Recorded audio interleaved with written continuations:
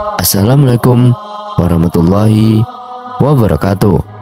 Dan pada video kali ini kita akan membahas tentang perbincangan Allah Subhanahu wa Ta'ala dengan akal dan nafsu, juga kisah singkat penuh hikmah tentang malaikat Jibril ketika diperlihatkan surga dan neraka oleh Allah Subhanahu wa Ta'ala, yang mana penciptaan surga dan neraka berkaitan erat dengan hawa nafsu. Serta kita juga akan membahas cara mengendalikan nafsu syahwat. Dan tahukah kalian bahwa memang pernah ada suatu riwayat yang mengisahkan tentang perbincangan Allah Subhanahu wa Ta'ala dengan akal dan nafsu. Konon dikabarkan, setelah Allah Subhanahu wa Ta'ala menciptakan akal dan nafsu, maka Allah Subhanahu wa Ta'ala bertanya kepada mereka berdua, lantas pertanyaan apakah itu dan bagaimanakah jawaban dari akal dan nafsu itu? Dan yang pertama, mari kita bahas tentang perbincangan Allah Subhanahu wa Ta'ala dengan akal dan nafsu. Dan perbincangan ini dikutip dari kitab Tanbihul Ghafilin dan Duratun Nasiin.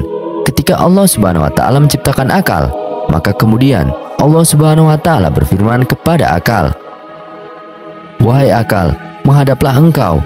Maka akal pun menghadap kepada Allah Subhanahu wa Ta'ala.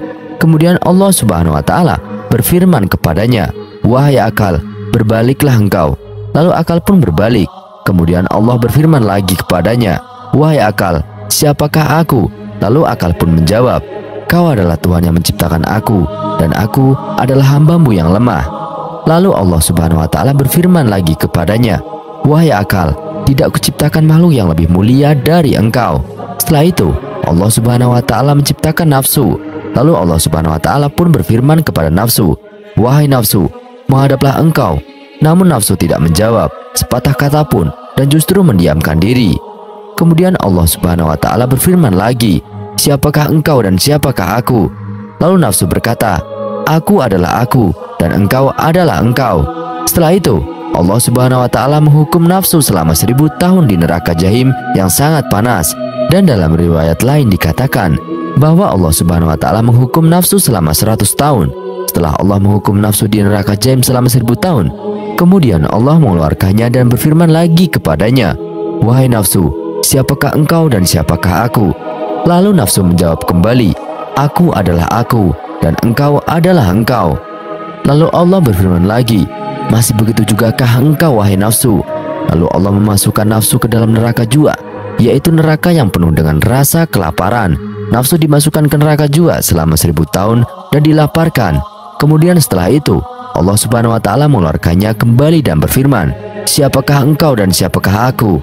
Lalu nafsu berkata, "Aku adalah aku dan engkau adalah engkau." Setelah itu Allah Subhanahu wa Ta'ala menghukum nafsu selama 1000 tahun lagi di neraka yang sangat dingin.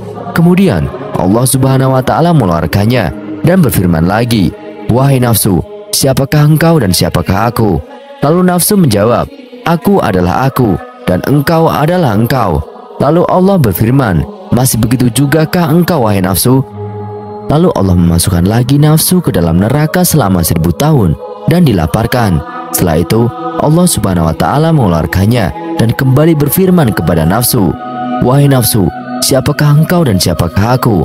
Lalu nafsu menjawab, "Aku adalah hambamu dan engkau adalah Tuhanku." Lalu Allah berfirman, "Wahai nafsu, sekarang engkau masuklah bersama tubuh anak Adam." Dan sesungguhnya Allah Subhanahu wa Ta'ala menciptakan nafsu itu sebagai cobaan untuk menguji manusia yang sudah sanggup memikul amanah, dan juga sebagai sebuah penyaring bagi perbuatan anak cucu Adam. Tiap-tiap perbuatan anak cucu Adam yang dilandasi sifat mazmumah atau sifat buruk seperti riya, sombong, dan sebagainya akan tinggal dalam saringan nafsu sebagai ampas dan segala perbuatan. Anak cucu Adam yang ikhlas karena Allah Subhanahu wa Ta'ala akan melewati saringan hawa nafsu dan sampai kepada Allah Subhanahu wa Ta'ala. Yang kedua, kita akan membahas tentang malaikat Jibril diperlihatkan surga dan neraka, yang mana penciptaan surga dan neraka berkaitan erat dengan hawa nafsu. Dan pembahasan ini dikutip dari hadis riwayat Ahmad, Abu Daud, dan At-Tirmizi. Allah Subhanahu wa Ta'ala itu Maha Adil karena Dia memiliki asma al-adlu, yaitu Maha Adil. Allah melengkapkan manusia selain nafsu dengan akal dan ruh.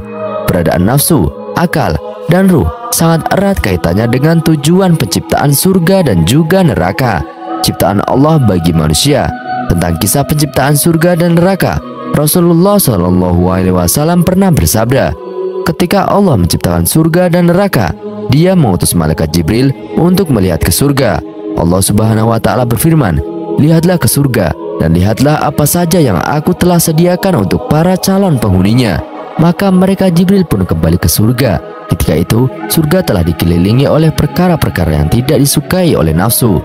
Kemudian dia kembali kepada Allah dan berkata, demi keperkasaanmu, sungguh aku takut kalau tidak akan ada seorang pun yang mau memasukinya. Kemudian Allah Subhanahu wa Ta'ala berfirman, pergilah ke neraka, lihatlah ke neraka dan kepada apa yang aku telah persiapkan untuk para calon penghuninya.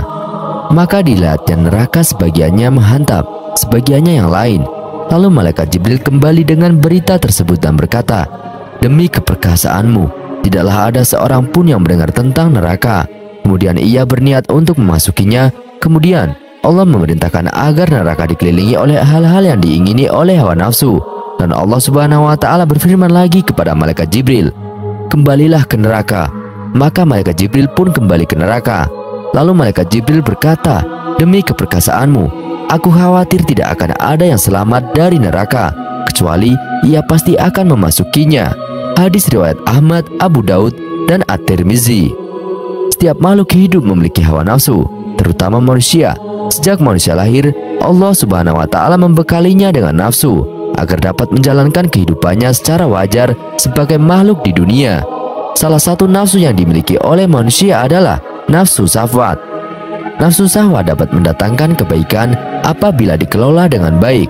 Namun sebaliknya akan menjadi musuh besar bagi manusia apabila ia tidak dapat mengendalikan nafsunya. Dalam Kamus Bahasa Indonesia, syahwat diartikan sebagai nafsu untuk bersetubuh atau kebirahian. Kami mengutip dari beberapa sumber bahwa Allah Subhanahu wa Ta'ala menciptakan manusia dengan disertai syahwat dengan faedah dan manfaat di dalamnya, yaitu untuk menghasilkan keturunan. Namun apabila nafsu ini tidak dapat dikendalikan dengan baik, maka akan mendatangkan petaka. Sesungguhnya Allah Subhanahu wa Ta'ala telah menuliskan bagi anak-anak Adam, bagiannya dari zina ia pasti akan mendapatkannya. Zinanya mata, memandang yang diharamkan. Zinanya lisan, membicarakannya. Zinanya jiwa, mengharap dan membayangkannya.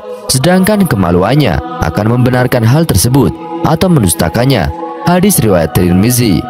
Dalam Al-Quran surat Yusuf ayat 31, Allah Subhanahu wa Ta'ala berfirman, maka tatkala wanita itu, artinya Zulaiha, mendengar cercaan mereka, diundangnya lah wanita-wanita itu dan disediakannya bagi mereka tempat duduk dan diberikannya kepada masing-masing mereka sebuah pisau untuk memotong jamuan. Kemudian dia berkata kepada Yusuf, keluarlah, nampakkanlah dirimu kepada mereka. Maka tatkala wanita-wanita itu melihatnya, mereka kagum kepada keelokan rupanya. Mereka melukai jari tangannya dan berkata, maha sempurna ciptaan Allah, ini bukanlah manusia sesungguhnya, ini tidak lain hanyalah malaikat yang mulia. Dalam kisah Nabi Yusuf alaihissalam, meskipun beliau dicintai dan disukai oleh banyak wanita karena ketampanannya, Nabi Yusuf tidak serta-merta mengikuti nafsu syahwatnya untuk meladeni wanita-wanita tersebut. Berkat ketaatannya kepada Allah Subhanahu wa Ta'ala, Nabi Yusuf pun memohon agar dijauhkan dari segala perbuatan buruk karena nafsunya. Dan berikut ini adalah cara mengendalikan nafsu syahwat. Untuk mengendalikan nafsu syahwat agar tidak menimbulkan perbuatan-perbuatan buruk, maka terdapat beberapa cara yang dapat dilakukan oleh seseorang, yaitu sebagai berikut. Yang pertama, menjalankan puasa. Dengan menjalankan puasa, wajib ataupun sunnah, maka seseorang tersebut juga berlatih untuk mengatur hawa nafsunya. Puasa akan membuat seseorang menjadi terlindung dari kerusakan akibat nafsu syahwat. Dalam surat Al-Baqarah ayat 183, Allah Subhanahu wa Ta'ala berfirman, hai orang-orang yang beriman, diwajibkan atas kamu berpuasa sebagaimana diwajibkan atas orang-orang sebelum kamu, agar kamu bertakwa. Rasulullah SAW bersabda, puasa itu adalah perisai. Maka apabila seorang dari kalian sedang melaksanakan puasa, janganlah dia berkata rofat ataupun kotor, dan janganlah pula bertingkah laku jahil seperti mengejek atau bertengkar sambil berteriak. Jika ada orang lain yang mengajaknya berkelahi atau menghinanya, maka hendaklah dia mengatakan, aku orang yang sedang berpuasa, aku orang yang sedang puasa. Hadis riwayat Imam Malik dalam Al-Muwatta. Imam Bukhari dalam Sahihnya dan Imam Muslim dalam Sahihnya. Yang kedua, cara mengendalikan nafsu adalah memperbanyak doa. Untuk mengendalikan nafsu syahwat, seseorang dapat memperbanyak doa sebagai berikut. Ya Allah, aku berlindung kepadamu dari akhlak, amal, dan nafsu yang jelek. Hadis riwayat Tirmizi. Yang ketiga, perbanyak istighfar. Dengan naiknya nafsu syahwat, maka setan akan semakin menggoda manusia untuk melampiaskan nafsu tersebut kepada hal-hal yang dilarang oleh Allah Subhanahu wa Ta'ala. Salah satunya adalah berbuat zina. Untuk itu, agar tidak mudah tergoda oleh godaan setan yang terkutuk, perbanyaklah membaca istighfar agar senantiasa ingat dengan Allah Subhanahu wa Ta'ala.